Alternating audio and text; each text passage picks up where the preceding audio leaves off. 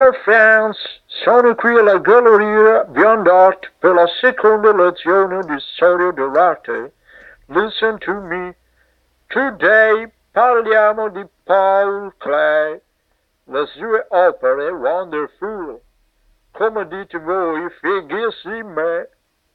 Paul Klee era svizzero di Berna 1879-1940, figlio di un musicista e viene subito educato alla musica. Si mantiene infatti lavorando come strumentista, violinista nell'orchestra di Berna, ma la sua passione era l'arte, più precisamente la pittura. Studia all'Accademia di Belle Arti di Monaco di Baviera. Conosce grandi artisti che si erano riuniti in un movimento chiamato il Cavaliere Azzurro, Franz Marc, Kandinsky Markel, nel 1911. Non pensate al principe azzurro di Biancaneve, non c'entra niente. Il nome del gruppo, ispirato da un quadro di Kandinsky che si trovava in quel momento a dipingere diversi cavalieri, non i cavalieri della tavola rotonda, mi raccomando, non pensate a questo. Le opere sono in massima parte di piccolo formato, usando i suoi supporti più disparati, approfondisce l'acquarello e lo studio del colore, soffermandosi sulle contrapposizioni tra i colori primari e complementari. Usa la linea del tratto marcato ed espressionista, pura infantile. Paul Klee, fanciullo dentro, esce nei suoi quadri. L'artista deve essere un bambinone, piace giocare con il colore e la geometria.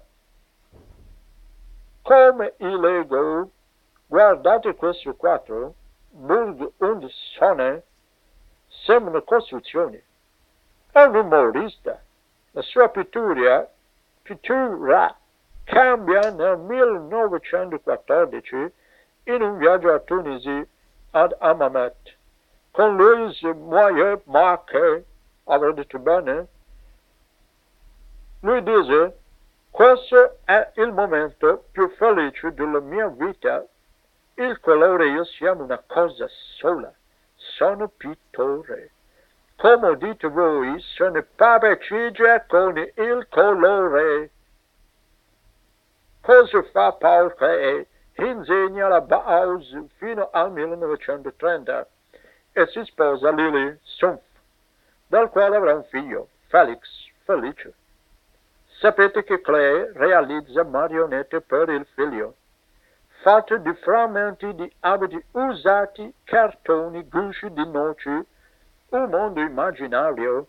L'artista aveva un interesse per le maschere tribali. Io invece, Mr. George, invece a carnevale non mi maschero perché non mi piace. Sono quello che sono, non mi piace la finzione. Il quadro è esposto qui in galleria ViandArt, su in alto guardate, è del 1931.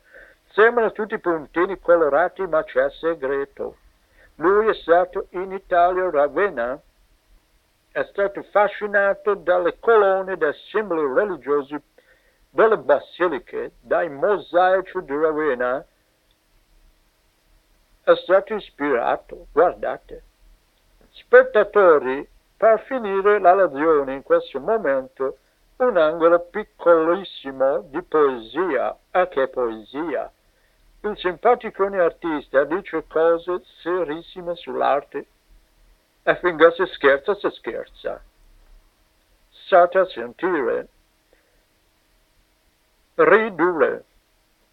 Vogliamo dire qualcosa in più della natura e si fa l'incredibile errore di volerlo dire con più mezzi invece con meno strumenti.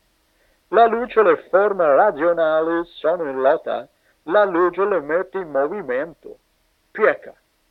angoli retti, curve parallele, costringi i cerchi dentro gli intervalli, rende l'intervallo attivo. Da tutto questo l'inesauribile diversità. Bene, abbiamo finito, telespettatori. Bye bye da Mr. George alla ViandArt arte contemporanea. Vai con la sigla.